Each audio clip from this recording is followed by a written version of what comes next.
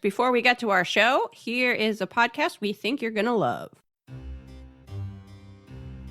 Hello. Hello. I'm Jess. And I'm James. And we're the hosts of the Sip for a Spell podcast. We're a comedy podcast that covers the lore, traditions, and modern practices of the occult. Want to learn what crystals to use in your daily life? Or what the Mothman is up to these days? What about the history behind tarot cards? How about how to protect your home from that ghost in your closet? You can learn all this and more in just an hour or so every Thursday. You can find us on Apple Podcasts, Spotify, Podbean, or wherever you pod. Follow us on all social media at Sit for a Spell Pod for spooky content, updates, and giveaways. So come sit for a spell and learn with us. Bye.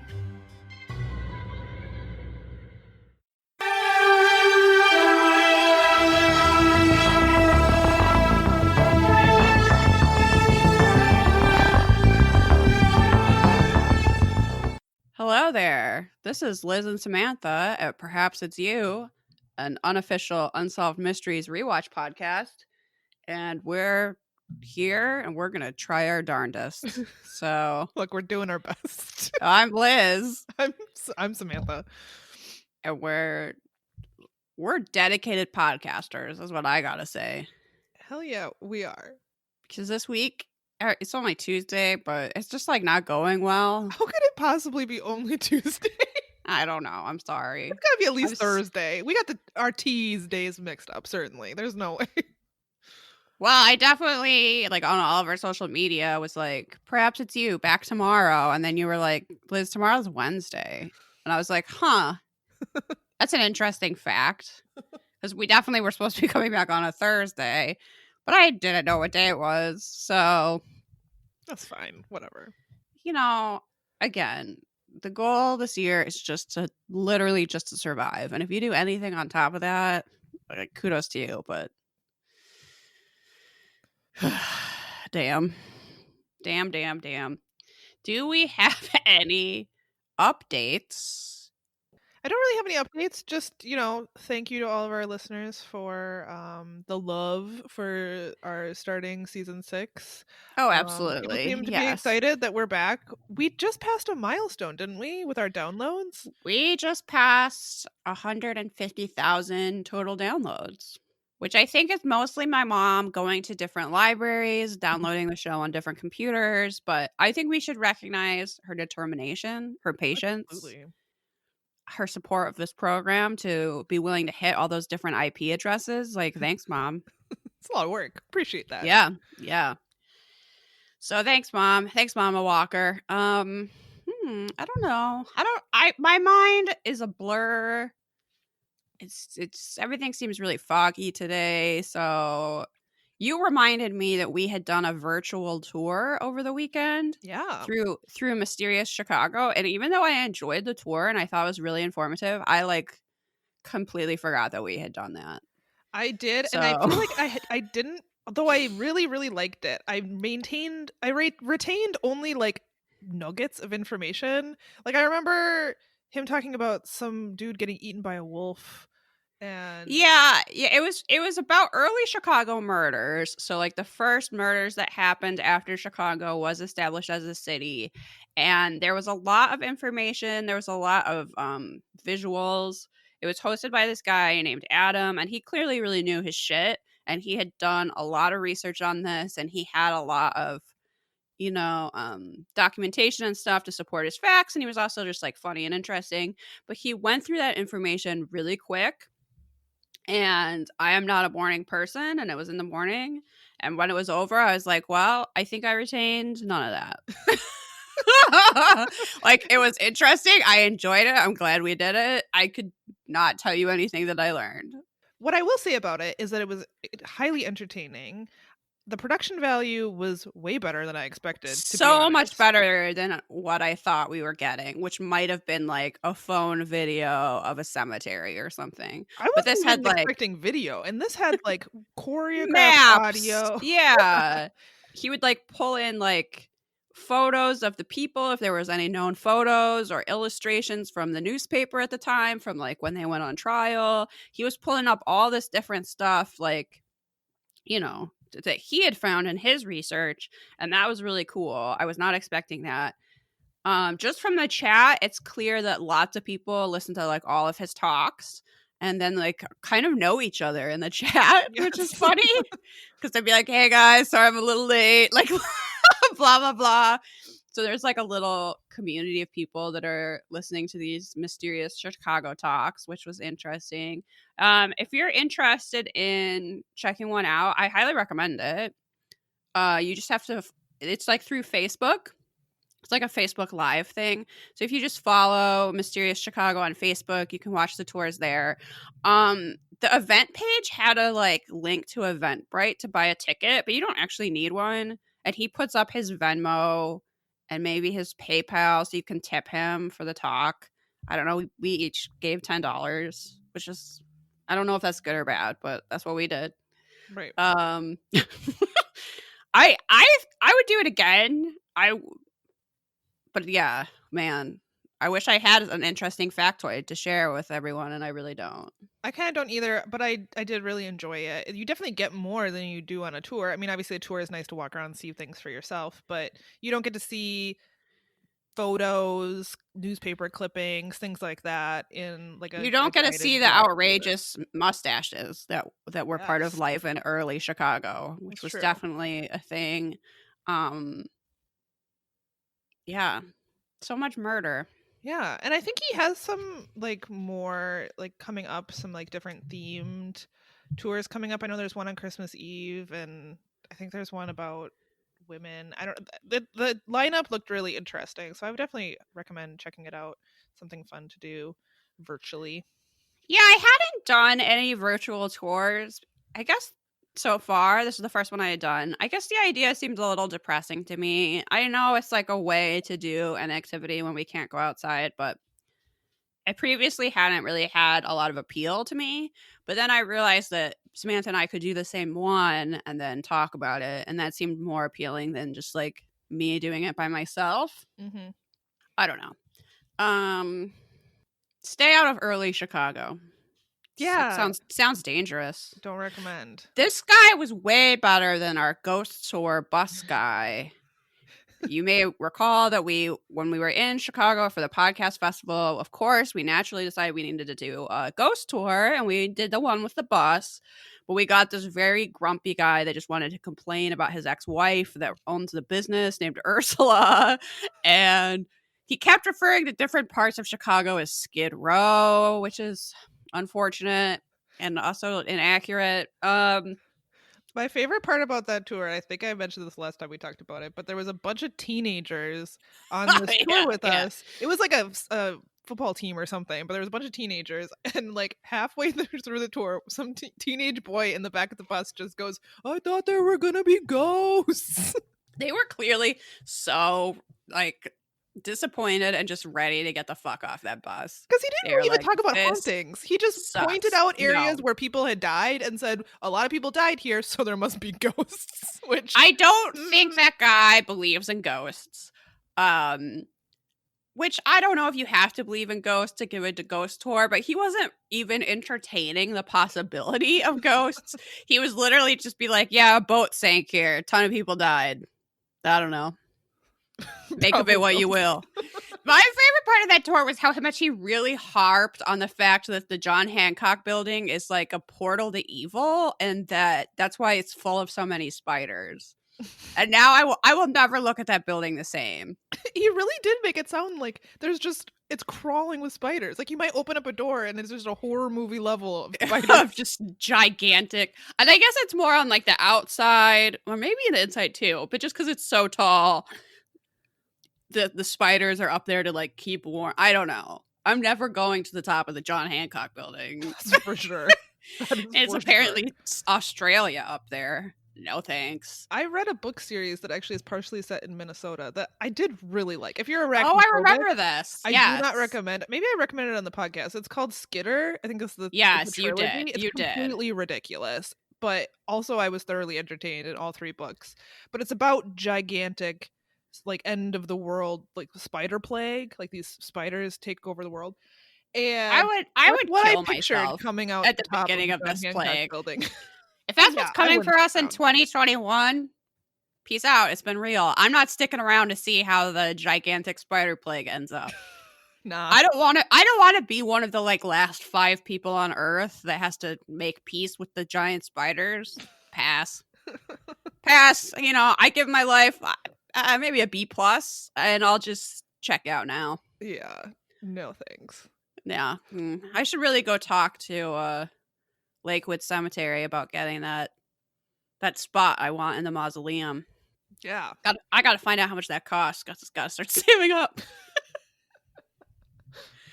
I would be nice to go on like a real cemetery tour, ghost tour.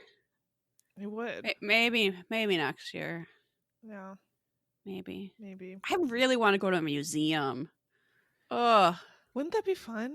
Yeah. I would love to wander around a museum until I get a little bit tired, take a break for a cup of tea, and then be like, I'm back. Another floor. Let's go. That sounds so good. Okay. Now I'm just making everyone sad. I think it's time to talk about an always cheery topic, unsolved mysteries. Oh, yeah. We're on season 6, episode 2. This one isn't like as soul-crushingly depressing as episode 1. No, it would have been nicer to open with this one, honestly. Yeah. Or maybe they could have put the hypnosis and the paranormal one from this episode in one episode and opened with that. Yeah. It would have been a good opening to the season. Oh, yeah. Well, no one listens to me. Right. Which obviously they should. I have all the ideas for Unsolved Mysteries. Call me up. All right, our first mystery is a wanted. We are looking for the true identity of convicted bank robber Jose Antonio Gonzalez, who Robert Stack tells us that is a known alias. So we know his name is not Jose Antonio Gonzalez, but we don't know what his real name is. That's kind of an exciting phrase, isn't it? A little bit. Known alias. I guess I do have a known alias because I don't go by my first name. Your name is a known alias. Ooh. I feel so like a spy. I'm Honey West right now. Yeah. Yeah. Okay. Known alias. So, on December 11th, 1990, 2 bank employees arrived at a mall in Anchorage, Alaska to restock an automated teller machine.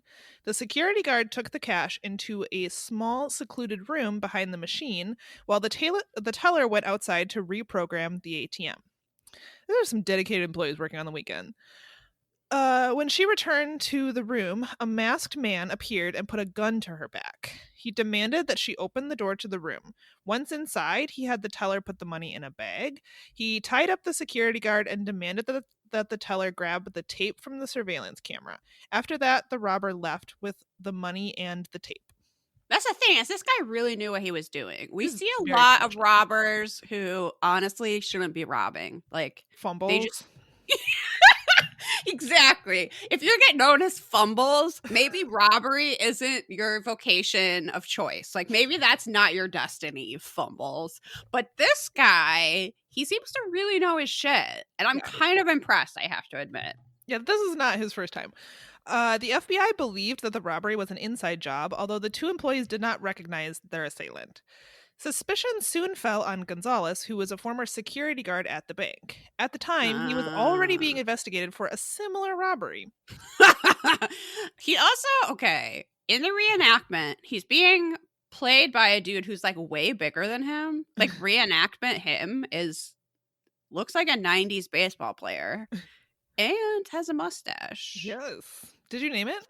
The Magnum PI, which I don't think we've used yet. Why have we not used that one yet? I don't know. I don't think we have, but that's definitely this mustache. Yeah, I totally agree. So, however, he vanished before he could be questioned. 2 days later, at a post office in Redmond, Washington, a worker noticed a partially opened package. Upon further investigation, he saw a gun inside the package. Whoops. Yeah, the address on the box was for Gonzalez. The return address... Okay, actually, maybe I was giving him too much credit. Gonna interrupt you just to say he couldn't even tape a box closed properly. So not only could he not tape a box closed properly, but he mailed his guns to himself. To his own name. So yeah, that's not the best name he was move. Using during his crime. Oh, true. So, his known alias. Not smart. Not smart. So another box was also found that was addressed to Gonzalez. Postal inspectors obtained a warrant to inspect both boxes, and they found several loaded guns and a bag containing $65,000 in cash.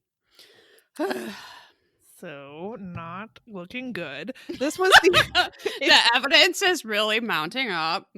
Yeah, especially because that was the exact amount taken from the Anchorage ATM. Exactly, and it's not like a common number. No, it was $65,540, and it was exactly that, exactly that amount.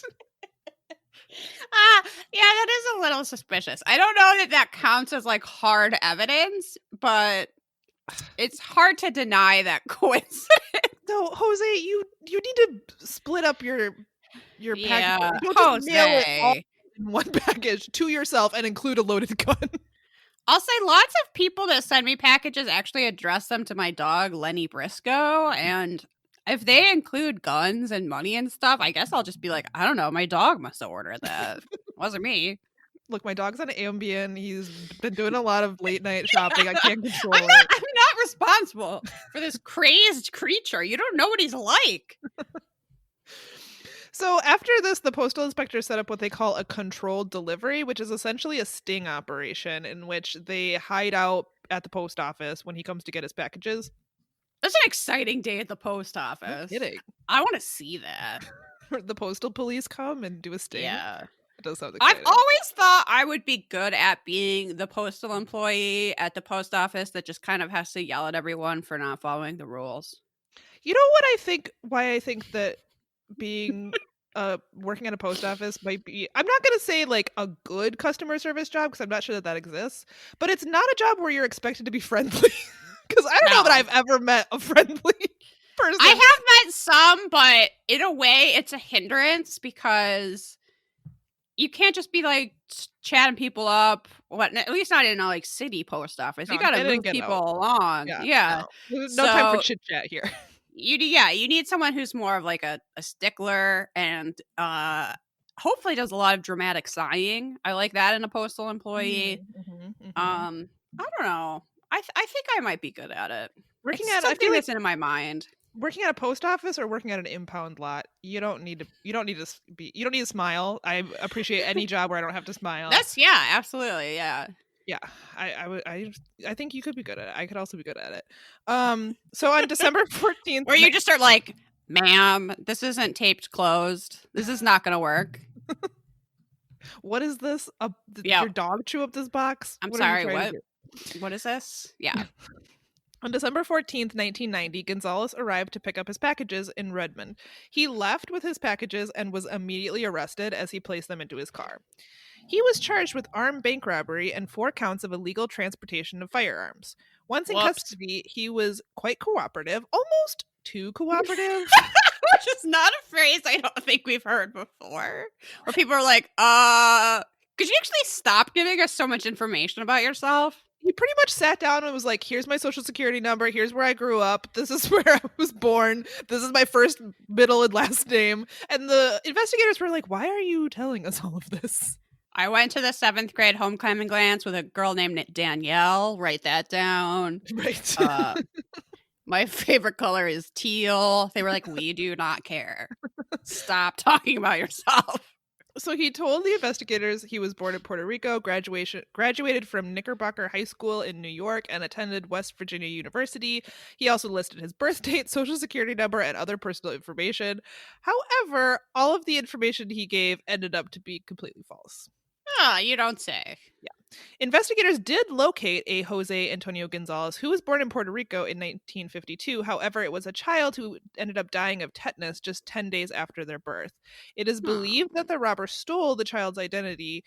Under further questioning, he told investigators that he had served in the French Foreign Legion for several years. He also claimed to be a mixed martial arts expert. I don't know if we're taking that as fact.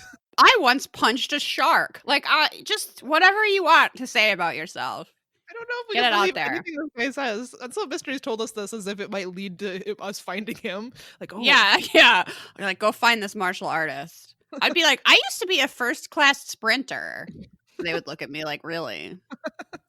Just whatever you want, yeah. Although while awaiting trial, it was discovered that he was fluent in at least 4 different languages: English, Spanish, French, and Croatian. On Which seems so handy in prison. Man, what an asset. Yeah. On October 15th, 1992, Gonzalez was convicted of armed bank robbery and sentenced to the Sheridan Federal Penitentiary in Oregon. Is it really called the Sheridan? Or is it Sheridan? I don't know. I don't know. Calling it the Not that Sheridan sounds Sheridan. kind of cruel. Maybe it's just an old hotel and they put bars on the roofs. Look, I watched this episode several days ago. I don't exactly remember how it was pronounced. It's totally gone from my brain.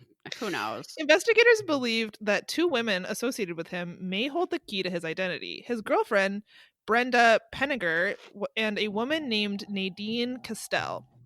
However, both women vanished before they could be questioned, and to date, no one knows who Gonzalez really is or what happened to him. I can't remember if it was Brenda or Nadine who was like this mysterious woman that had never had a job but had all this money, and they thought that maybe she was like setting up. Yeah, she seemed cool. Like, she was like getting his identities and stuff. She tried to pick up his car and they wouldn't let her. Oh yeah, she went to the impound lot and tried to get his car, and they were like, "Who are you?" But she just seemed like this, woman of mystery that didn't work and just like arranged things for criminals and took a cut. Yeah. Pretty swanky life. So this mystery is solved as a result of because someone's a narc. Yeah. Who turned him in? It's true. Gonzalez has been identified, and I'm going to probably mispronounce his name. It is Milorad Vikovic. He was a 27-year-old Yugoslavian national who was born in France. He was deported to France after serving 8 years in prison. Penninger and Castell were both located after the broadcast as well, but they were never charged in connection to the robberies. So, Yep. This guy seems interesting, I'll say. Yeah. I feel bad for the people with the robbery. That was probably traumatic, but otherwise, I'm just intrigued. Other than that, I am kind of just intrigued. I kind of about think this man's life. He seems like he probably has a good story, but we don't really get much of it. No, sadly, no. Okay, I have a paranormal mystery for everyone. Yes. AKA the unexplained, which goes back to October 21st, 1978 in Australia. Around 6 p.m., I wrote down what type of airplane this is, and I'm already like, I don't know what this word is. Cessna 182? Okay. Small plane. Hey, yeah, it's a little plane. It left from Robin Airport near Melbourne. The pilot was 20-year-old Frederick Valentik. He had been flying for 2 years, and his goal was to become a commercial pilot. This flight was to fly for 40 minutes along the coast and then south to King Island and back. He had flown this route before, and it was a pretty straightforward flight. About halfway through the flight, he contacted air control to say that there was a large aircraft above him. He reported that it had 1 or 2 lights. It was passing 1,000 feet above him. It was traveling at a fast speed. There was no known aircraft in the area. The person he was talking to at air traffic control said that he wasn't panicking, but he sounded confused and concerned. In the reenactment, this is literally like a hovering green glowing sphere. It's like a laser pointer. Yeah, and not even a sphere. Yeah, like a dot. That he's like, what is this? Is this a military aircraft? And ground control or whatever you call it is just like, what? No, I don't know. He reported that it was now hovering over him and that it was not an aircraft. Okay, then there's an unidentifiable clicking noise, and then the radio went dead. So there's been no sign of his aircraft ever. They never found it. There was no evidence of a crash. However, an eyewitness did come forward. They were out in a Jeep at the time, driving along the coast, and they noticed a strange activity in the sky. They saw a green light floating 1,000 to maybe 2,000 feet above an airplane. And the airplane was flying at a steep angle. So the driver of this Jeep was concerned the plane would crash, but the plane actually like went out of his view behind, at least in the reenactment, behind like a mountain or a cliff. So he didn't see exactly what happened. At this time, a photographer was also taking photographs of the sunset. And one of those photographs has a dark blob in it. And I'm here to tell you that is an error in developing. That is not a UFO. Are you telling me that misshapen blob that looks like the film got burned isn't a UFO? Oh my God. He sends it to someplace for analysis and they tell him, like, this is definitely in the photograph and it's not part of the developing and it's a metallic object. And you're just like, no, it's not. Like, I'm not an expert. And you just look at this misshapen dark thing and you're like, that is not something of substance. That is not something that's in a photograph. Oh, it literally looks like it got burnt or smudged or something. It's that clearly on. Something was in the chemicals or dust. I don't know. It's not anything. And no, I don't know why I find this so frustrating. But then he sends it to a second place for analysis and they're like, yeah, that's just a flaw. Like, why did you even send us this? He did admit that when he was taking the photographs, he didn't see or hear anything. So okay, so it's an invisible UFO. Yeah. Is it a ghost? Yeah, I mean, I guess. This is weird because no wreckage is ever recovered. We hear from his father. That's really sad. He kept all his stuff, hoping that at one point Frederick was going to come home. But that never happens. Well, it's sad because his family had actually, before they were notified that his plane had gone down, they heard about the crash and they knew that this was a route he flew a lot. And so they were like, oh no, I hope that's not our son. And then they got the call. It's so sad. Yeah, it's really sad.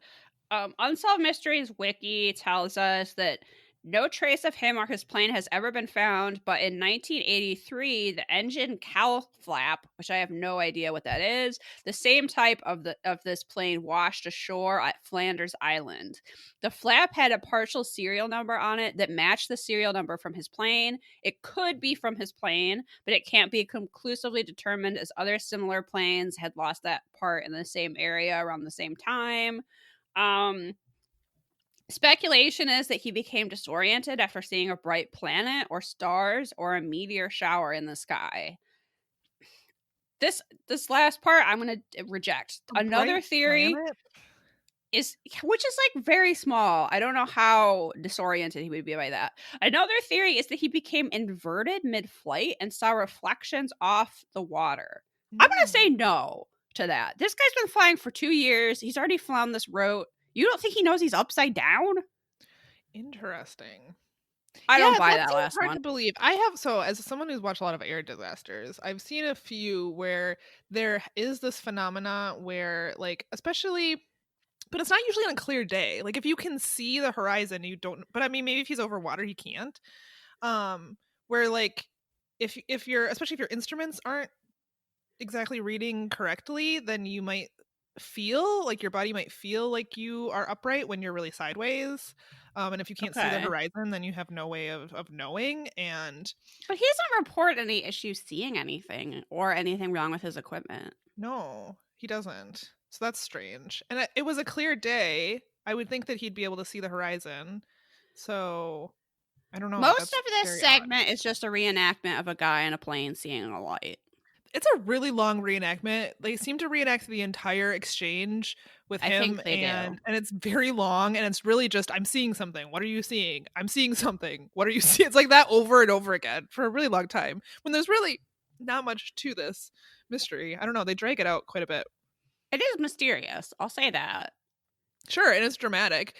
Although they make it seem like maybe his plane was abducted, like the UFO snatched his plane. That's the theory that Unsolved Mysteries would like to put up there. Not that he was upside down or saw a planet. I mean, I guess I don't have a good explanation of what happened.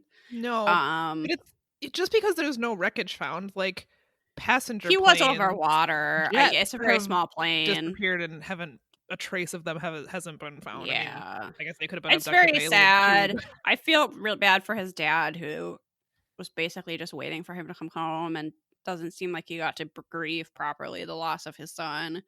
I don't know that I think an entire plane was abducted, but what the hell do I know? Maybe it was.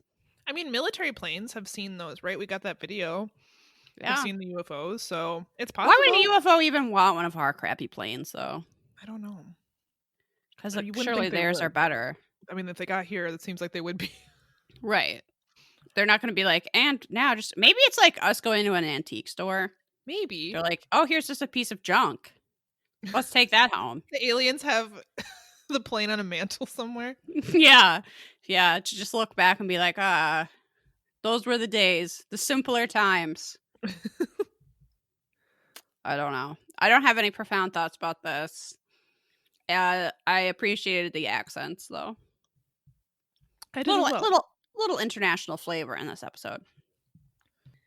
Okay, so I believe this is a missing person. Yes. At 10:30. So go ahead. Oh, I just wrote down missing persons and then Jeffrey Dahmer glasses.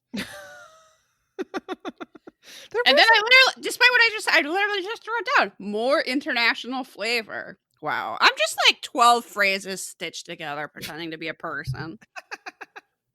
So we're looking for two people, actually, which is a bit unusual. At 10:30 p.m. on December 22nd, 1991, a speeding car was pulled over along a highway that led to the local marina in Goose Creek, South Carolina. Inside the car were three men. When the officer asked for their license and registration, no one responded. After asking... That's a little trick you might not be aware of. If the cop asks you for your license and registration and you just don't hand it over, nothing they can do. You found a loophole. So we asked again, and the man in the back seat said something in Spanish to the driver. The driver then handed the officer a passport. After running the information on the passport, the officer told the driver to drive carefully, to which he received no response. The next day, the officer was surprised to discover that the two front seat passengers of the car were 37-year-old Eve Emmanuel Payne and his 24-year-old friend, Lauren Hernas. Probably pronounced that wrong. They had been reported missing at sea, and that the Coast Guard had been searching for them for over a month. Wow. The two men were French sailors who had been hired to convoy a French-made sailboat to new owners in October 1991. They had embarked on a 2,500-mile voyage from Annapolis, Maryland to Guadalupe in the West Indies. The vessel was a state-of-the-art Antigua catamaran worth $200,000. That means nothing to me, but... Oh, I just learned what a catamaran is, actually. Oh, this is very helpful. From watching Married at First Sight. Okay. That's how I've been wasting my time. And when they had the couples go on a honeymoon, they were all like making a really big deal about going on a catamaran. And I was like, what the fuck is that? But it's a type of boat that has 2 or 3 like flotation parts. And then the boat that you would actually, I'm sure if you actually know anything about boats, you're like cringing at this explanation. But there's like flotation parts, and then the boat like part you'd actually be sitting in is on top of that. So it's like on top of the water instead of, if you think of a boat, like the hull of the boat is like in the water and has to move the water to move. So a catamaran can go a lot faster because it's essentially like resting on top of the water with this like platform. That makes sense based on the reenactment in Unsolved Mysteries. I'm picturing it in my head right now. Yeah. So that's all that it means. Did someone get married on the catamaran in Married at First Sight? No, they just... So this show is total garbage. I'm not sure how legitimate it is, but supposedly people get married literally like sight unseen, and then they send them on a honeymoon, and then they have to move in together, and then at the end they decided they want to get divorced. I don't know. But part of the honeymoon was they had all the couples go out on a catamaran, and it looked really choppy because it's on top of the water. It's like feeling every wave, you know? It would be bouncy. So I think they just got seasick. I don't know that it was really quite as romantic as it was supposed to be. But everyone's puking. It's not super romantic. But everybody just kept using the word catamaran, and I was like, what the hell is that? It really rolls off the tongue. It's a nice word to say. Just say boat, you weirdos. But I guess it is like a different type of thing, and I don't know. I'm imagining you just yelling at your TV. Just say boat, you weirdos. But I mean, I'm gonna say I've now watched 2 seasons of this show, and I feel like I have the expertise to say don't marry a complete stranger. You don't say. I feel like that's a bad idea. It's hard to imagine why. They don't seem to go that well. I don't. When you are marrying someone and you literally don't know their name yet, I wouldn't recommend it. Maybe don't do that. Seems like a bad idea. But if you get to go on a catamaran, maybe that's worth it for you. I feel like it's not worth it. I feel like it's really not worth it. Yeah, just to puke off the side of a catamaran. You can do that without getting married. True. That's true. So this catamaran was worth $200,000, and it had high-tech radar, a satellite tracking unit, and electronic navigational equipment. It was fancy. It was a fancy catamaran. So it was called the Antigua, and its design made it virtually unsinkable and also undetectable by radar. Which, where is the radar? Like, is there radar on? I have no idea how that works. Is that like the sky? There's. I don't know. That's a really good question. How do you think about boats? Like the Coast Guard has radar to like know where boats are. Yeah, right? that's true. Well, you're right. That's true. But I don't. Boats probably have radar. But how does that work? I have no idea. Part of liking life with a little mystery means I don't need an explanation for everything. You don't have 6 boats. You don't care. Yeah, I don't care how that works. There's a lot of engineers in my family. They want to know how everything works.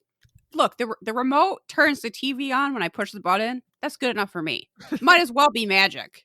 I really don't care. So there could be a little mystery to life. I don't have to know it all. That's true. That's why we do this podcast. Unsolved Exactly. Mysteries. One of those unsolved mysteries. How does radar work? Really don't know. I don't know. I mean, it's a mystery to us. How do magnets work? The Insane Clown Posse asks. And I have to say, I know that they do, and it involves the poles, but beyond that, details are fuzzy, yeah. Yeah.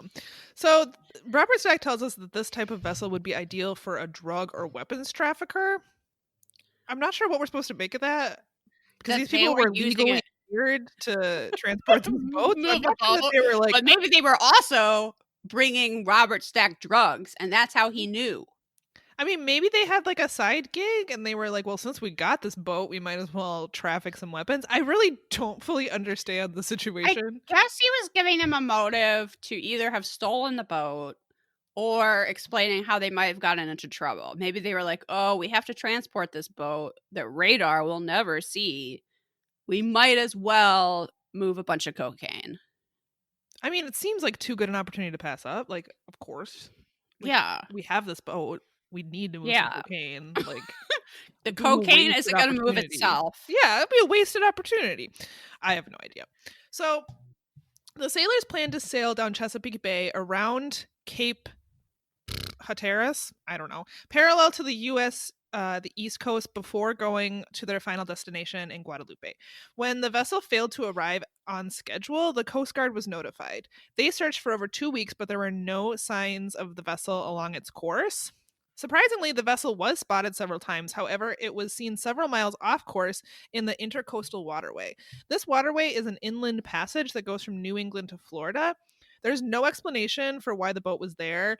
In December 1991, 2 of Eve Emanuel's friends flew from France to South Carolina to investigate their disappearances. They started by retracing the vessel's route. Their first stop was a bridge 90 miles north of Charleston, South Carolina. The bridge tender remembered seeing the 2 missing sailors along with a third man. Who was that third man? Dun, dun, dun. 2 guys hired. So the third man was not supposed to be on the vessel. However, he was cited by at least 5 different witnesses. According to the witnesses, the man did not appear threatening, which led some to theorize that one or both of the sailors had been involved in stealing the boat. However, their families and friends dismissed this scenario, as they do not believe that they would ever have been involved in illegal activity.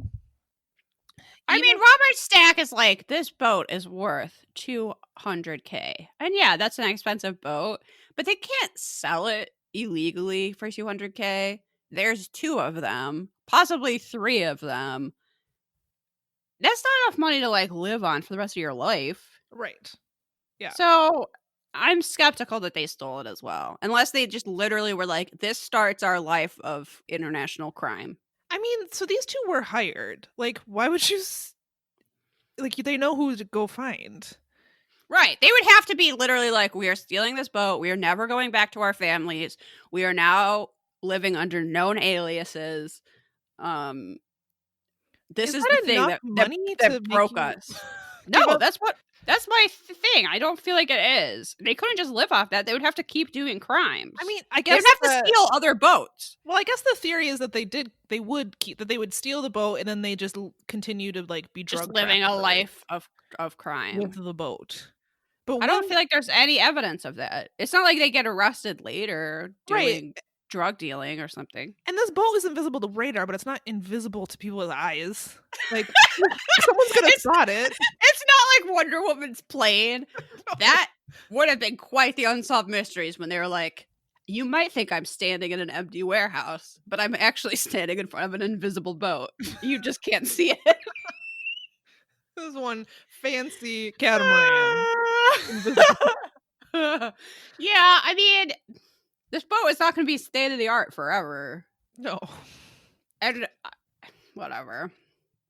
Yeah, I don't know. Yves Emmanuel's friend, Jean Yves Laniac, I can't speak French, y'all. I'm sorry. He's convinced that the stranger, perhaps aided by an armed and hidden accomplice, wow, hijacked the Antigua. Jean believes that the individual did not know how to sail the boat, so he kept the two sailors on board. Two of them? Would that be necessary? I don't know. This seems overly complicated. I think it's just their friend. I think so too. You get to go on a cool boat ride. You just invite your friend. Yeah. I guess. Just because it's unlikely for this boat to sink doesn't mean it's impossible.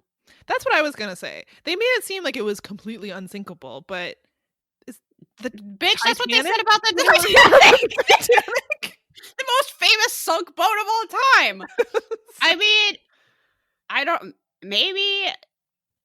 know. It seems like they got a little off course, maybe? And lost? Yeah. Yeah. So Yves Emmanuel and Lauren Ernas were last seen on the Antigua approximately 30 miles south of Charleston, South Carolina. 5 weeks later, the two sailors were pulled over in Goose Creek. It is possible that the mysterious third passenger was holding them hostage in the backseat of the car. However, it's also possible that the two men fooled everyone and made off with the Antigua. A third possibility is that the French sailors unintentionally sailed into Cuban waters and are being held in a Cuban prison. However, there's no evidence. Also, it's just like making stuff up. Also, a UFO could have abducted the whole boat. Did you think about that? Maybe. Also, maybe they sailed into the Bermuda Triangle, aka the Triangle of Death, and were never seen again. Like, yeah. So I guess boats sink. That's my profound thought. I guess this theory that they're still alive and that they're just living a life of crime, have never contacted their family again, is based on the fact that this police officer says that he saw them in the car. But I kind of don't understand why he recognized, like, they were speaking Spanish, not French, and just because he thought they, like, he didn't know of this missing persons case previously. He heard about it later and was like, oh, it was them. Like, eyewitness testimony is not that reliable. Like, you saw them for a minute. He didn't even write them a ticket. He just pulled them over and then they left, harassed them, and then he went, well, that was my harassing random people for no reason for today. Gonna take a nap in my car. How do we know that was actually them? We don't. Why would they be speaking Spanish? I don't know. I don't know. So this case is unsolved. Yves Emmanuel's cousin, along with Coast Guard investigators, are still searching for information in this case, according to the Unsolved Mysteries Wiki. But I think if they went on to Lives of Crime, they would have been seen again at some point. I would think so. Unless they're such master criminals that they really have just, like, gone to the underground and never emerged. I don't know. I'm gonna go with boats sink. It's my theory. I mean, boats sink. Maybe aliens. Maybe even beautiful catamarans that are this catamaran is on an alien's mantle along with that plane. Yeah, maybe they're like, look at this weird boat. It has a weird name. People use too much. Okay, our last mystery, right? Yes, is an unexplained death. So this goes back to June 30th, 1991 in Galesburg, Illinois, where Lois and Larry Williams had been trying to reach their 23-year-old son for 2 days. If you think, oh, this isn't going to end well, you are correct. because when they eventually went into the house of Danny Williams, the dad, Larry, crawled in through a window. He found his son dead on the couch with a bullet wound in his forehead, the gun in his hand. So he had recently bought this couch. Oh, sorry. The couch? He recently bought the house. Maybe the couch. I don't know. Maybe the couch, since he just bought a house, but that's not really as remarkable. He was found dead with a gunshot wound that could have been self-inflicted. So the police immediately decided it was suicide without really looking into anything. The dad disagreed. He thinks the position of the gun on his lap is unnatural. And how does he know that? He's from the South, he wants you to know. So he's used lots of guns, all of them, all of the time. He knows guns. Reenactment Danny has a mustache I called the throwback, because even though this mystery is taking place in 91, it's a very 70s mustache. Yeah. So the father, who knows all this stuff about guns and is unconvinced that his son would commit suicide, I think the reason to bring up that he had just bought the house and possibly couch was his life was going well. I don't think they had suspected that, he's 23. He just got his own place. Right. Why would he commit suicide? So the father hired a PI named Mike Turnquist to prove that his son did not commit suicide. The time of his death had originally been listed at 2:30 a.m., but the PI immediately found a neighbor who saw him 8 hours later. Is this the nosy neighbor? 10:30 a.m. Yes. This is this amazing woman, my new hero, Darlene, who is his neighbor, who goes, I shouldn't admit it, but I watch everybody's business. I laughed out loud. Which is one of the greatest quotes we've had on this show. So she saw him get into a car with a woman with dark hair. The police insist that she is confused and that this was actually the day before when his mother picked him up. Oh, what does Darlene have to say about that, though? Darlene is not having it. Darlene says that's bullshit because that woman was way too young to be her mother, and she knows it was Saturday and not Friday. And you know what? I take Darlene's word for it. So do I. So another suspicious thing about the death scene was that there was no blood spatter. When they removed the bullet from the wall behind Danny's head, there was just one tiny speck of blood. And you would think that there would be blood spatter. This was the on most the wall. To me. Yeah, it is odd. So an independent forensic scientist was brought in by the family. He used, I don't think it was luminol, but he used this blue light thing to find that evidence of blood was in several places, including on the TV set, meaning that someone else had been there to move blood, or there had been blood splatter but it had been cleaned up maybe. The blood evidence for this isn't the most advanced. So they found both two types of blood in the house, type B and type O. So Danny was type B, and but we don't know for sure that that's his blood. But then also we don't know where the type O came from at all. The state claims that the blood couldn't be typed definitively. They sort of are skeptical that the type O blood is really type O, I guess. But they also say that it's unknown how long the blood had been there, which is a good point, I think, for the carpet. Do we know that blood evidence is from this death? No, not necessarily, because we don't, this doesn't, I don't know why I'm so tongue twisted. We don't know necessarily how old this blood is, but so I can buy that for the carpet, but I do not buy that for the television. Right. How many people get blood on the television? You cut yourself, you might get blood on the carpet, but on the television? Right. There could be blood on the carpet. He just bought this house, right? Someone used to live there. Maybe there was an accident. Maybe something happened. Blood got on the carpet. It was cleaned up. Sure. Plausible. That TV didn't used to be there. That's a new addition to the new home. So for there to be blood splatter that's going onto the carpet and onto the TV and is found in other parts of the house, I don't think that can all be there from another time. No, and if it was, what happened? Was there another murder in this house before? Right, because it's a lot of blood. Yeah, all over the house. Yeah. Also, this forensic scientist guy opened up the couch that Danny died on. So the couch he was on was a sofa bed. And it doesn't sound like the police bothered to open it when looking for evidence. So he opens up the sofa bed and immediately finds another shell casing. So the police already had one shell casing. The crime scene suggests that there's only one bullet fired, right? The bullet that's gone into Danny's head and then into the wall behind him. Why is there this other shell casing? It was from Danny's gun and it was recently fired. So does that mean that a second shot was also fired at the same time? Did Danny shoot someone that was in his home? It's hard to say. Now at this point, the forensic scientist tries to sit on the couch and line up the bullet hole to Danny's hand. This is something we've seen in other reenactments where it's like, okay, if the body is here and the bullet hole is there, that means I have to hold my hand at this angle, right? But when the forensic scientist does that, he's basically like really leaning forward in this kind of unnatural way that if you were sort of tipping on the edge of your couch to shoot yourself, you would fall forward.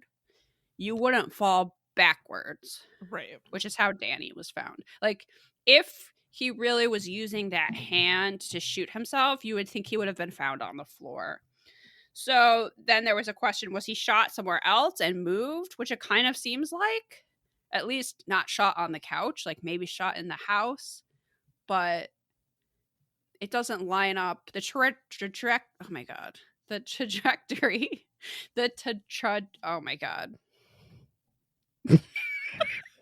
The path of the bullets. I can't say the word trajectory today. The path of the bullets doesn't line up. Okay, so so you're going, oh, there's no way he killed himself. This is all very suspicious. But now there's a wrinkle that according to Danny's girlfriend, 6 months before his death, he had placed a handgun to his head during an argument with her, and when she turns to leave, he pulled the trigger, firing the gun into the wall. Yeah. So he doesn't seem like the most stable dude. Then is the question, if he is murdered, why? Like, who wants him dead? The update that Unsolved Mysteries gives us is that the cause of death was changed officially from suicide to uncertain, that they couldn't determine if it was suicide or murder. I think there's a tiny little bit more. No, Unsolved Mysteries doesn't have anything either. So this is still unsolved. It's still listed as uncertain. Unfortunately, both of his parents have both passed away. I don't know. I think the blood evidence is very strange, but also I'm not sure how trustworthy it is. Yeah. It's the blood on the TV that really makes me think maybe someone moved something, maybe something cleaned it up. I don't know. Maybe his girlfriend was there. I feel like we don't really have enough information. This seems like another case where the police were happy to take the easiest explanation, that it was suicide, and couldn't even bother to find stuff like shell casings and blood evidence. They really phoned it in. Right. So I don't think this is ever going to be solved. And it might be that it's a suicide, but we don't know. And I'm sure his family would have liked to know definitively one way or another. Yeah. And that's where the episode ends. That's it. 4 mysteries later. Should we rate it? I think we have to by law. All right. Well, we follow the law always. So, mysteriousness? Actually, pretty mysterious. Yeah, actually. We don't know what happened to a lot of these people. Where are they? Give us a call. If you stole this catamaran, our email address is perhaps 2podcast@gmail.com. You can tell us. We will not narc on you. We just want to know why. Yeah, no, we would never do that. No. But there's a lot of mysterious stuff going on. Where's that plane? Does a UFO have it? What happened to Danny? Where's the catamaran? Even your first mystery, which is solved. This guy, I wish we knew more about him. I feel like he's a mysterious very fellow. Mysterious life. Yeah. Yeah. So, yeah. This episode's chock full of mystery. Thumbs up. Thumbs way up, yes. Reenactments? They're fine. I kind of wish the UFO thing wasn't so long. I'm gonna say the CGI in the UFO one They could have done better. They could have done better. They could have done better. Yeah. It really is just like a green flashlight light. It's not impressive. Yeah. That actor was really trying his hardest to make it seem impressive, and kudos to him, but you're right. I'm going to say thumbs down, actually. Not impressed with the alien one. Yeah, I agree. But fashion? How are we feeling about the fashion? I think it could have been better. I think the French sailors could have been wearing sailor outfits, whether or not they really were in real life. Nothing really stands out, honestly. Yeah, no. I wish maybe the women of mystery from your first case were dressed a little bit more like Carmen Sandiego. I think there was room for some dramatic embellishment they did not take. Yeah, I agree.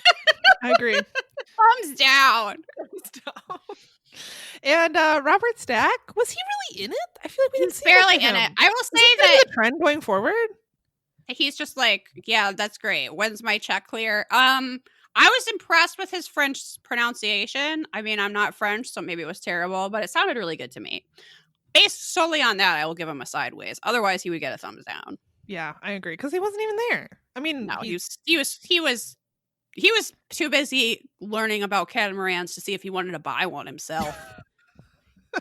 Ooh, catamaran. He was like, catamaran mystery. That's a good point. I don't own a catamaran.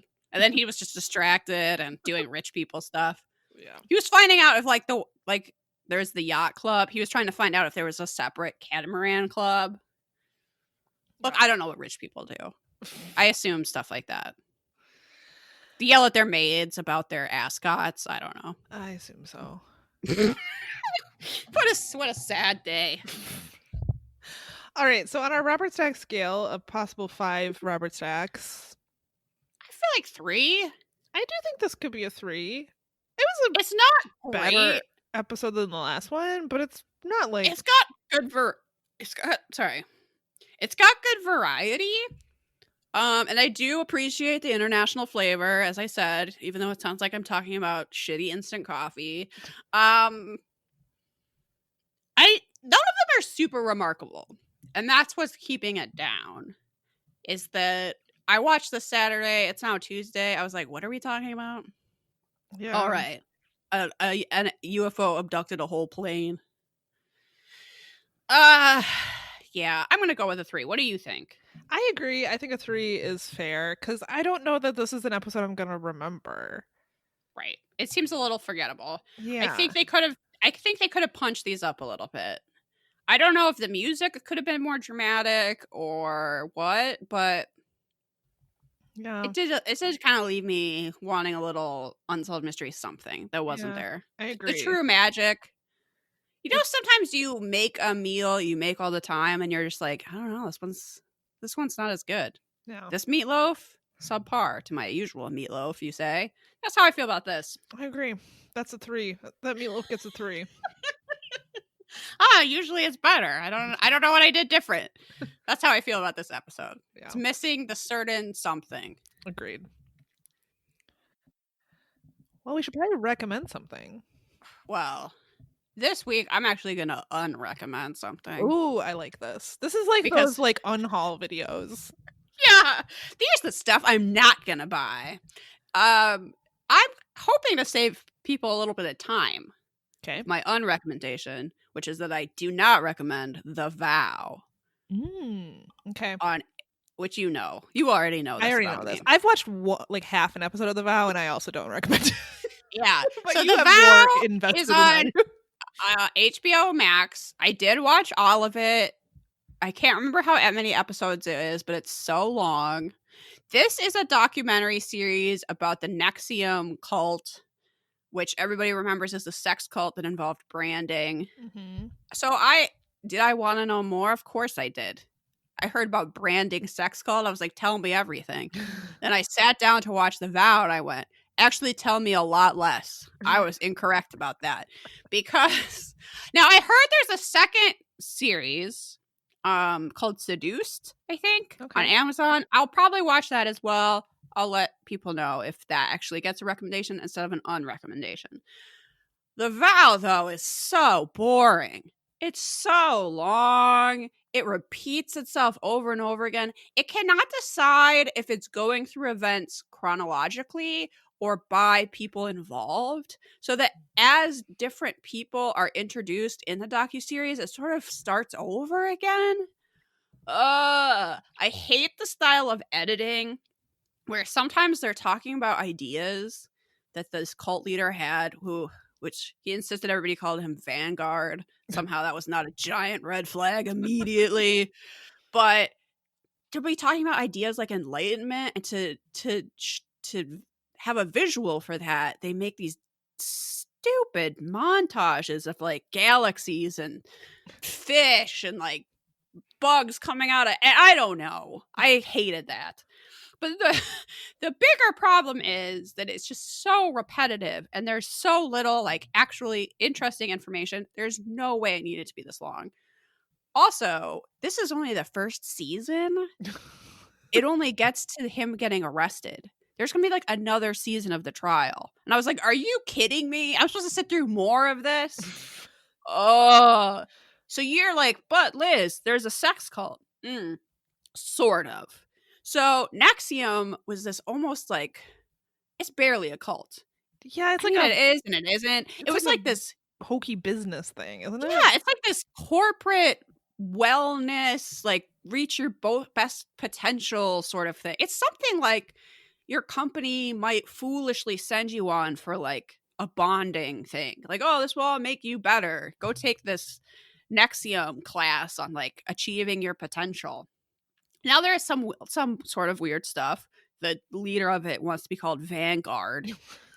They achieve like different sashes that are way too short, so they look ridiculous. They got these at Dollar General. They're like these cheap scarves. They don't even look like they'll stay on because they're not the right length. They're like not the length scarves need to be. It's like someone who's never seen a scarf came up with this idea. So yes, is that strange? But so much of this cult, which I don't even think really started to be a cult, I think they just started it as this kind of scam for business people. It's just like worksheets. It's like lists and goals and way like, too long of like you go to a workshop where you're so tired the whole time. You just want to be fed. You just want lunch. Like that's what everyone's looking for. Like, where's my bagel sandwich? And they're like, after lunch, you like want to take a nap because you've eaten so much, but you have to do like a personality test, or you have to like share your experiences. You have to like sit in small groups and talk about something you brainstormed. I don't know. It's just seems awful. But what happened was that this thing got so popular, people were so hooked on these classes and moving up the ranks and whatever, that eventually this Vanguard guy realizes that he has enough power and sway over people to force some of them to have sex with him. This is Keith Raniere, right? Yes. Yeah. Sorry. I call him Vanguard, Samantha, to show proper respect. Yeah. They're following this guy named Keith. Which, okay, the most disturbing part of this documentary to me, which I didn't know this ahead of time, is that he made everybody play basketball. Volleyball. My least enjoyed sport to play in gym class. He's like calling people up to play volleyball with him at like 2 a.m. And this little like weaselly guy with a ponytail and a sweatband. And I was like, this is the guy that you're following to like the end of the earth? This volleyball guy? So you don't even hear that much about the sex part. The branding is weird. I'll say that. Oh my god. They do it with a small soldering. Okay, when I first heard branded, I'm picturing like a cow in a cartoon, right? Sure. You put the thing with the mark in the fire, it gets hot, you stick it on the person. It's horrible, but it takes like 5 seconds. No. They used a small soldering iron. It took 30 minutes to brand those people. I assume you didn't like listen to the podcast. No. The podcast that was really big like 2 years ago or something. I did not. Yeah, this branding thing sounds so brutal. Yeah, that was, I don't know, unpleasant, not interesting. You gotta like think about the fact that would smell. And you're in a little room, like you're in someone's basement or something, I think. Yeah, There's not even like cool robes. There's like so little this cult has going for it. My favorite part of the documentary, so they follow a few people who were very involved and then decided that they need to get out. And one of the ways that this is like a cult is that they make it very hard for you to leave. But one of these women who was like all in, this was like her job. This literally was her job. She got paid to like host these seminars and shit. So that's been her whole life for like years and years. She eventually gets talked into doing what they're told the sex cult is this female empowerment thing. So she was like, oh yeah, that sounds good. And then eventually gets talked into being branded. Okay, that seems like a leap. But is that when she leaves? No, it's when she finds out people are having sex with Keith. She doesn't even have to have sex with him. No one brings that up. It's just the idea that other people are doing that. And she's like, I'm out. This is a woman that just got branded. Someone took a soldering iron by her vagina for 30 minutes. She put up with that. She thought that made her like very strong and tough. She was kind of into it. But then she was like, oh my God, people are having sex with Keith? That's disgusting. I'm out of here. And so she like blows up her whole life to leave NXIVM because of that. And because she finds out the brand is his initials, which she's not super happy about. Yeah, I can imagine. So that's fascinating. Is it worth watching this thing? No, absolutely not. So much people just driving around talking on the phones. So boring. Oh my God. I felt like I had to watch the whole thing. I felt like weirdly obligated to do it. Don't make my mistake. I just told you all the interesting stuff. What someone told me, and I don't know if this is true, is that this documentary is made by someone who was part of NXIVM, which in a way is good because they have access to a lot of the like training videos and stuff like that. They have access to a lot of the information, but it's almost like too sympathetic. It's almost like, of course, we all thought he was a genius. Look how great he is. It's like, no, I don't see that at all. It's like whichever one of the Fire Festival documentaries was produced by like the Fuck Jerry guys and was like very sympathetic to them. Right. Yeah. So I think I want to, maybe this other one is going to be harsher, but they like also don't always present information with a very critical eye. Like they actually act like this guy cured Tourette's. Okay. That's like never questioned or examined again. They just like show him curing Tourette's and we're like, see, this is why we all thought he was great. It's like, okay. So I don't think it's very well made at all, despite the subject matter.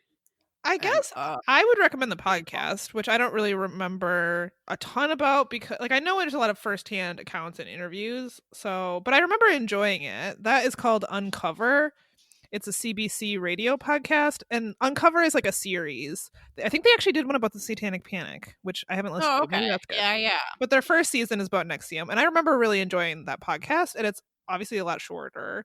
That would be a much better use of time than this, which was maybe listen to that instead. I mean, I feel like no one has HBO Max, so it's probably like not even an issue. But the vow, I vow to never watch that again.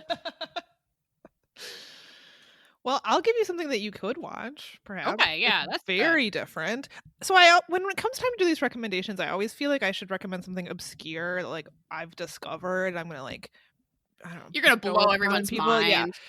But then I realized that's not sustainable. I'm just not discovering a lot of jewels in the desert, so to speak. So I'm recommending something that probably everyone knows about and probably a lot of people are watching, but it's bringing me so much joy in quarantine, and that is the reboot of Supermarket Sweep. Liz knows this. I'm obsessed. Yes. I love it so much. Some of the original episodes are on Netflix. You can watch some of the old ones with that guy who's like weirdly chipper and always wears like very dated clothes. He's like a big time libertarian, that guy. Told me that, and it makes sense. It does actually now, like having watched some of the original episodes. That they're fine, whatever. They're kind of a time capsule. If you enjoy that aspect of Unsolved Mysteries, you'd like the original Supermarket Sweep, but the reboot is so good. I love it. Travis and I love it. We like don't miss an episode. Leslie Jones is the host and is so fucking funny. Leslie Jones narrates Supermarket Sweep like I watch Supermarket Sweep, where it's like, what are you doing? Get the turkey! Like, where is your cart? Are you grabbing that? It's not even expensive. She screams the whole time. It's so funny. I absolutely adore it.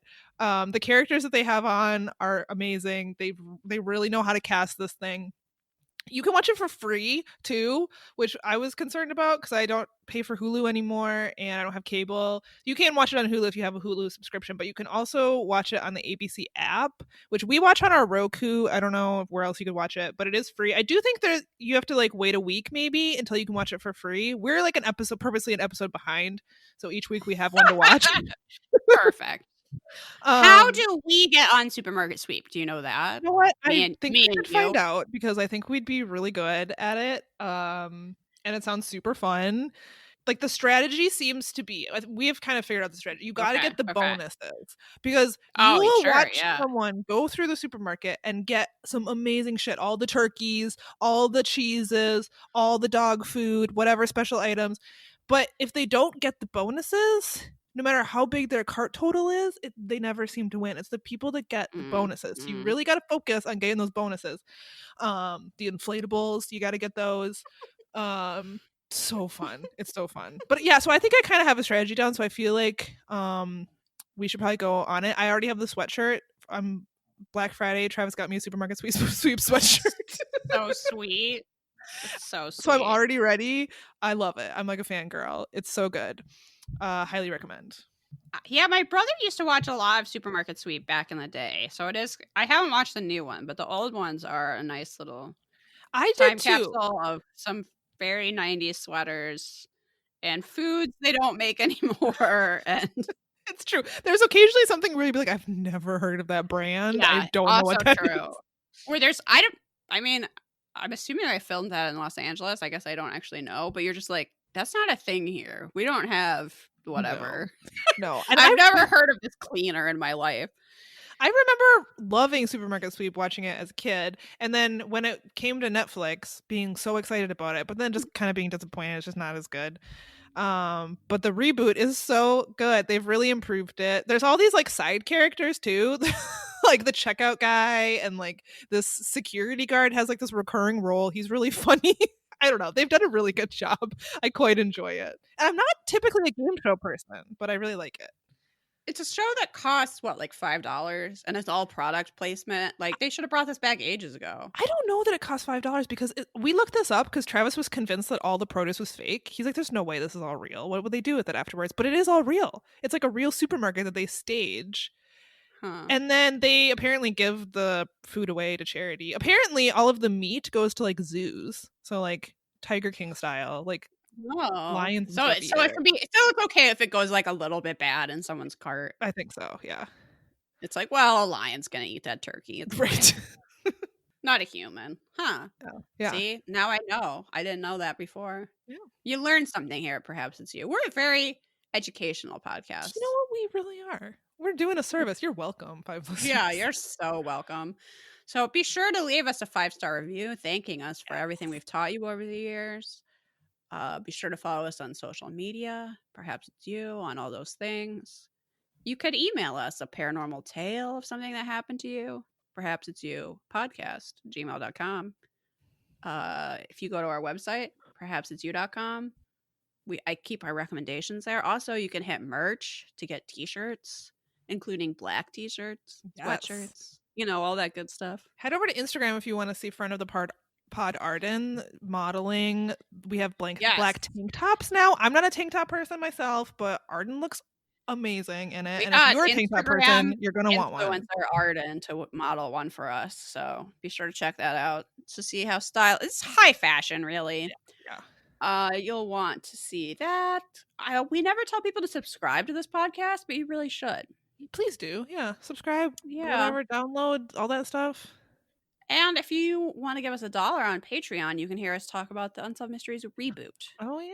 We're gonna. That's what we're doing this. Yeah, we need to record that soon. So that's what's happening this month. We'll be talking about some episodes from the second installment of the Netflix reboot. Yes. Sadly, not the Supermarket Sweep reboot. Do you think you could do a Supermarket Sweep rewatch podcast? I don't know. You analyze the strategy afterwards. They're like, you shouldn't have got all that dish soap. That was a mistake. Like, it's like a sports recap podcast, but for Yeah. supermarket Yeah, sweep. that's a really good comparison because I have no idea how people talk about sports I don't so know. much. I I don't know. have no idea how there's like shows before the Super Bowl. Like literally nothing's happened.